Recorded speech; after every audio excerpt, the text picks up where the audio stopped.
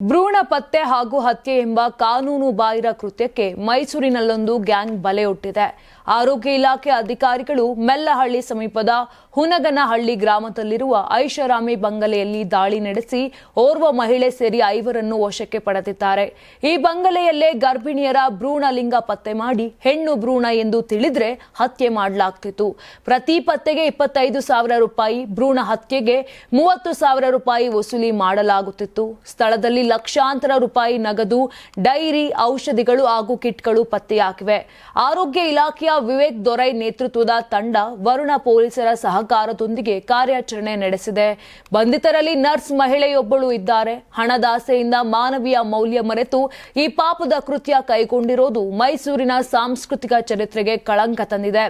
ಭ್ರೂಣ ಪತ್ತೆ ಮತ್ತು ಹತ್ಯೆ ಪ್ರಕರಣ ಬೆಳಕಿಗೆ ಬಂದ ನಂತರ ಸ್ಥಳದಲ್ಲಿ 2 ಗರ್ಭಿಣಿಯರು ಪತ್ತೆಯಾಗಿದ್ದು, ಅವರು ಕೂಡ ಭ್ರೂಣಲಿಂಗ ಪತ್ತೆಗಾಗಿ ಆಗಮಿಸಿದ್ದರೆಂದು ತಿಳಿದು ಬಂದಿದೆ.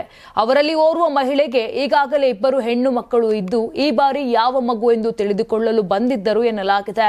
ನೀವು ಸಣ್ಣ ಆಗ್ಬೇಕಲ್ವಾ? ಅದು ಒಂದು ಉತ್ತಮ ಆಹಾರದಿಂದ ಸಣ್ಣ ಆಗ್ಬೇಕಲ್ವಾ? ಪ್ರತಿದಿನ ನಮ್ಮ ಜೀನಿ ಸ್ಲಿಮ್ ನ ಯೂಸ್ ಮಾಡಿ ಯಾವುದೇ ಸೈಡ್ ಎಫೆಕ್ಟ್ ಇಲ್ದಂಗೆ ನೀವು ಸಣ್ಣ ಆಗ್ತೀರಾ.